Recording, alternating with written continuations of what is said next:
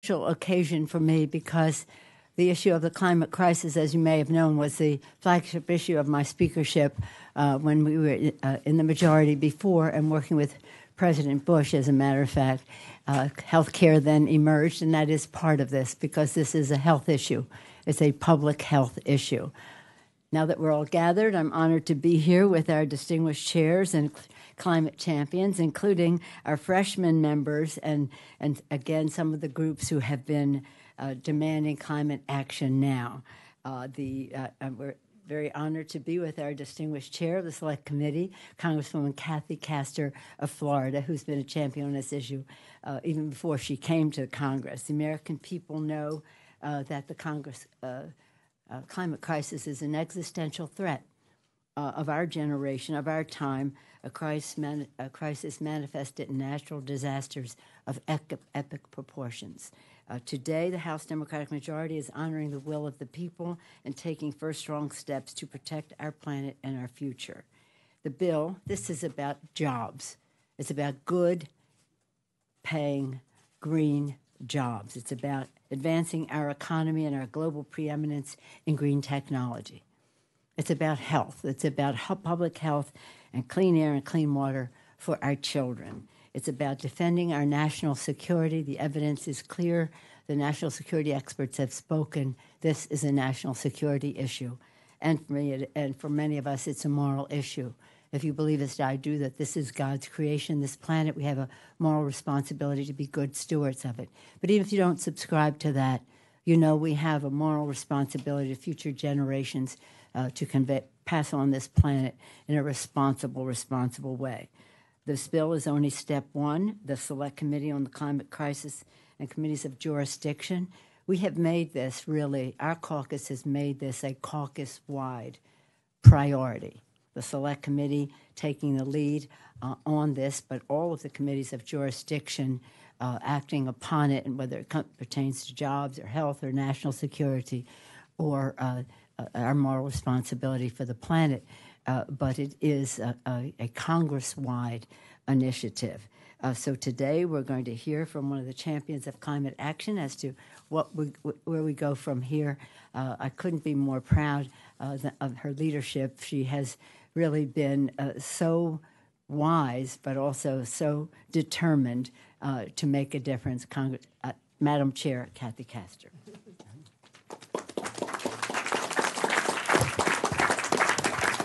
Well, thank you, Madam Speaker, and thank you for making the climate crisis one of your flagship issues in your previous tenure as Speaker, and now when we've moved from a Select Committee on Global Warming and Energy Independence, we've lost a lot of time.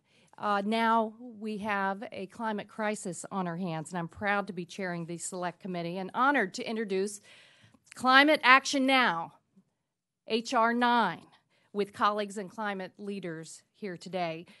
Speaking as a Floridian who boarded up my home with my family and fled as Hurricane Irma and its destructive winds and threatening storm surge was bearing down on my community a year and a half ago, I understand that we must act with urgency. We were lucky because we had time to get out of the way. But for too many Americans, there is no getting out of the way of the climate crisis. Flooding, torrential rains, extreme heat and drought, public health crises, rising costs and temperatures. This is the climate crisis. And when Americans see a crisis, we respond. It was with America's leadership and engagement that the U.S. led other nations to climate action in the International Paris Climate Agreement. The agreement was a breakthrough. After years of playing the blame game, the United States, China, India, and nearly every other country on Earth came up with a plan to address climate change together and take climate action now. And that plan has incredible upsides. We can create millions of good-paying, clean energy jobs right now. We can save billions of dollars in energy costs for working people and businesses right now. We can finally address decades of environmental injustice right now. and we can respond to the incredible groundswell of activism from young people who are demanding climate action now as well. They are the first generation to grow up in the climate crisis. Now they are demanding a chance to be the generation that solves it. So despite what the President has said, America will not retreat. America will not cut and run. America will keep its commitments. Climate Action Now will unleash American ingenuity and innovation to power the future. And the Speaker is right. We have a moral obligation to future generations to tackle the climate crisis now. We can do this, and together we will. I'm very proud to introduce now my partner, my chairman of the Energy and Commerce Committee, Frank Pallone. Thank you, Kathy. Thank you, Kathy. I just want to take a page from what Kathy Cass just said and talk about my district. My district was most heavily hit by Superstorm Sandy. And I'm telling you, there isn't a single mayor, county, state legislative official, and I have a lot of Republicans who are Republican who don't understand that we need to address climate change because of sea level rise and the destruction that we had from hurricane or from Superstorm Sandy. So I was very happy when we took the majority that we were actually able to have hearings in the Energy and Commerce Committee on climate change because the Republicans refused to do it for the whole 8 years. And we've had some. We had one on the Paris Agreement. We have another one next week coming out on what state and local governments are doing.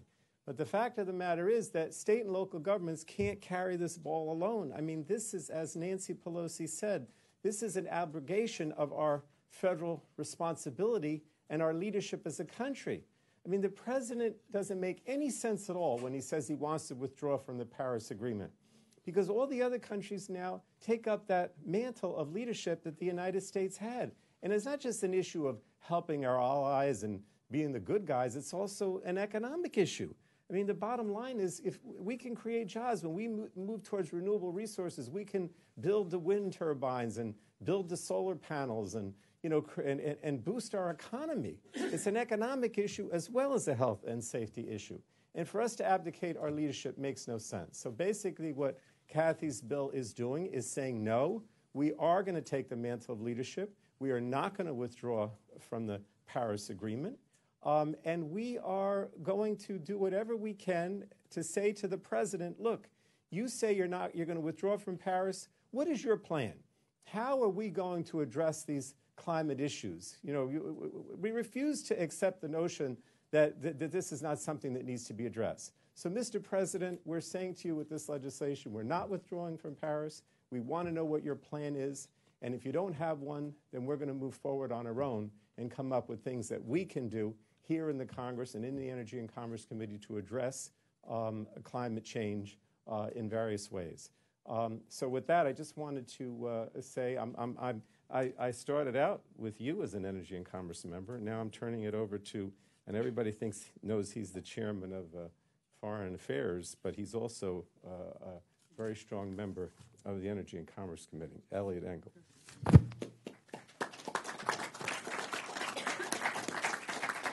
Thank you very much. I want to thank all of you for being here today. I want to especially thank our speaker who's made this front and center. It's just so important. The New York City metropolitan area, of course, also suffered with Hurricane Superstorm Sandy, which some people call the perfect storm, but we're going to have a lot of perfect storms if we sit and twiddle our thumbs and do nothing about it for the next several years. Before we had the election, I got together all the members, the Democratic members of the Foreign Affairs Committee, to see what the priority would be in the new Congress. And overwhelmingly, number one was global warming, global climate change. We feel so strongly about it on a global level. So as chairman of the Foreign Affairs Committee, I view climate change as a threat to global security and to our country's future.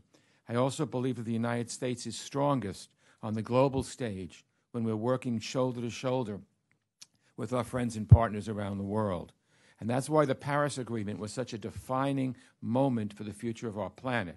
The countries of the world came together to face this global crisis, and at times like these, the world usually looks to the United States for leadership. Then came along President Trump. Instead of leading, he withdrew, retreating from the world stage. It's really absolutely shameful. We're already seeing the consequences of inaction, natural disasters, famines, instability, human suffering. So addressing climate change is a critical foreign policy priority, and it's up to Congress to lead. And we will lead.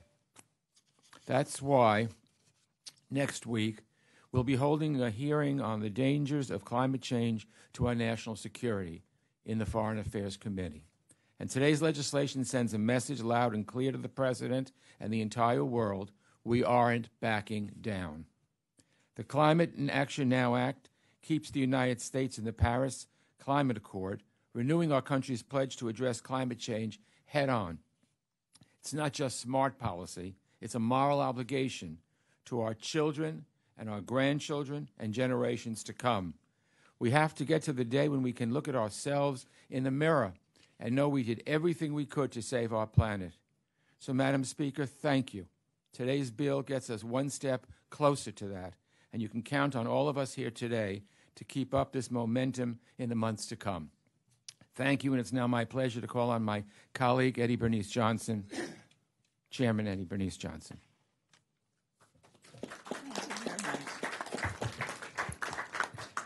Thank you very much, and good morning. This is an important subject, obviously, and it's not an exaggeration to say that climate change is one of the greatest challenges confronting our nation. On the Science Committee, we've already heard from scientists about the reality of human-induced climate change and its impacts. Those impacts are affecting our economy, our national security, and our quality of life. The increased frequency of extreme weather events in recent years is just one reminder of the growing cost of inaction on addressing climate change. The Paris Agreement was a significant step forward in bringing the international community together to address climate change, and I was proud that the United States played a critical role in forging the agreement under the Obama administration. And we had American citizens who pledged millions of dollars in research to support this agreement. The agreement also helped to catalyze private sector involvement in seeking innovative energy technologies and other means to reduce our carbon footprint. And the Science Committee will be examining those approaches in weeks and months to come. I've had many visitors from the private sector community, CEOs. The CEO of ExxonMobil, as a matter of fact, has come to say that we're ready to do collaboration.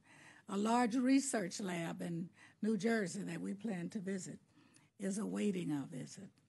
The Trump administration's decision to withdraw from the Paris Agreement is both misguided and ill-advised.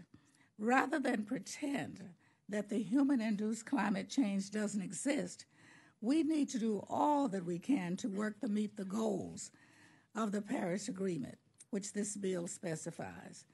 And I know that the members here share that commitment today. I thank you for being here, and now I will call on a member of the Science, Space, and Technology Committee, Mr. Caston.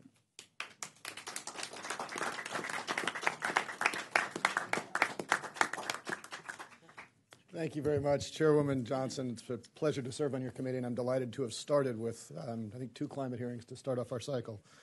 I'm thankful to be here with Speaker Pelosi and Chair Castro to introduce H.R. 9, the Climate Action Now Act. I came to Congress after working for 16 years as a clean energy executive. If I learned one thing from my time in the energy sector, it's that there are no economic and there are no technical barriers to lowering CO2. Anything we do to lower CO2 means we're going to burn less fuel, which means we're going to save money. This is not a cost to be feared. This is an investment opportunity that we would be fools to miss out on. We have the tools. We have the ability. What we've lacked is leadership. Instead of rising to this challenge, President Trump ran away from it. Instead of harnessing American ingenuity, what companies like ours have done, this administration walked away from the Paris Agreement. American leadership is not about kowtowing to despots. It's not about declaring phony emergencies to build unnecessary walls. It's not about ignoring the single most serious threat to the existence of human life on Earth. From Normandy to the Cold War, American leadership has been about identifying long-term existential threats to the entire population and then leading the rest of the world to mobilize around a shared set of goals and values. That's what we need. H.R. 9 challenges the Trump administration to step up and show us their plan for combating climate change. I'm proud to be a member of the Select Committee, where we're going to help shape this chamber's vision of how to transition to a low and ultimately zero carbon economy. The Climate Action Now is the first step of many we will need, but it is an important one, and I'm proud to help this effort under the strong Democratic House leaders. And with that, I'd like to turn it over to my friend, my colleague, and fellow clean energy nerd, Congressman Levin.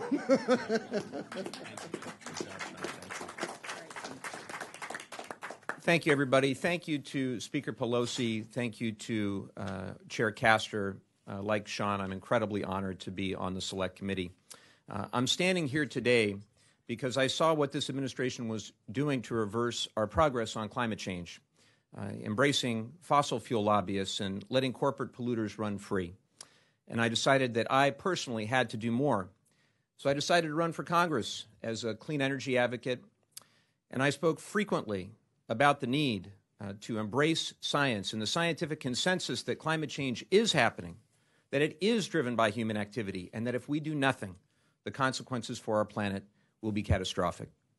Never let anyone tell you that you can't protect the environment and grow the economy at the same time.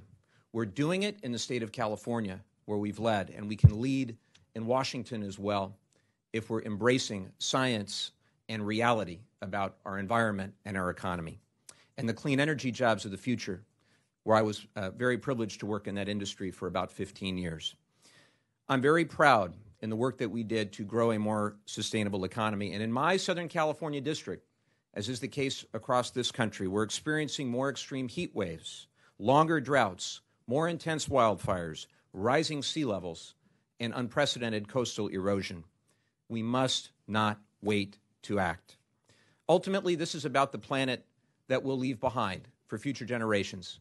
My wife and I have a 6-year-old and a 5-year-old at home, and we've got to support solutions that are up to the challenges that we face, where, again, we embrace the science and the evidence and allow that to drive the policy. There's so much more we must do to combat the climate crisis, but H.R. 9 is a down payment. This is a step in the right direction towards setting that foundation for action on climate once again.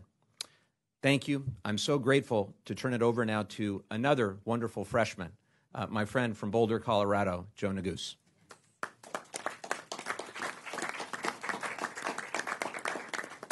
Well, thank you, Representative Levin, my good friend and colleague. They're wonderful freshmen serving on this select committee, and I want to thank Madam Speaker and Chairwoman Castor for your leadership with respect to the Select Committee and, of course, introducing this important bill and convening us today on such an important issue.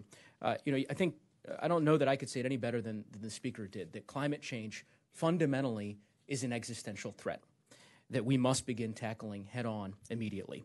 The science is perfectly clear. We have a very short runway to avoid very catastrophic consequences for our planet, and this moment really does require bold action now from the Congress. We've already seen devastating effects of climate change on our coasts, our forests, our farmland, and our communities. In Colorado, as Representative Levin mentioned, I represent the city of Boulder, city of Fort Collins. In my district, over 50% of the area that I represent is public lands. And so my constituents are certainly already feeling the significant impacts of this crisis, including increased flooding and erosion, rising temperatures, and faster snowmelt. Like Representative Levin, I'm a father as well. My wife and I have a 6-month-old daughter, Natalie, and so much of the work we do in Congress I see through the prism of being a father and thinking about the world that she will inherit. Our duty to her, our duty to the rest of humanity, really is to do everything in our power to leave this world better than how we found it, and to ensure that our next generation, that my daughter's generation, receives a planet better than the one we ourselves received. And our actions as a nation right now are currently not living up to this duty. The administration's decision to withdraw from the Paris Climate Accords and halt progress being made forward is severely detrimental to our planet and to the next generation. We are the only country to reject this global pact. We can and we must do better. Now is not the time for ignorance. It is not the time for shortcuts.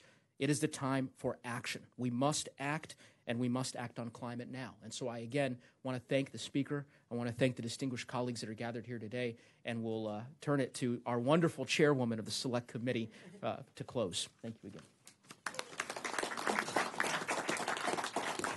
So as you can see, it's not just the entire House Democratic Caucus, but it's these talented, smart, young members that have been chosen to lead on the Select Committee on the climate crisis.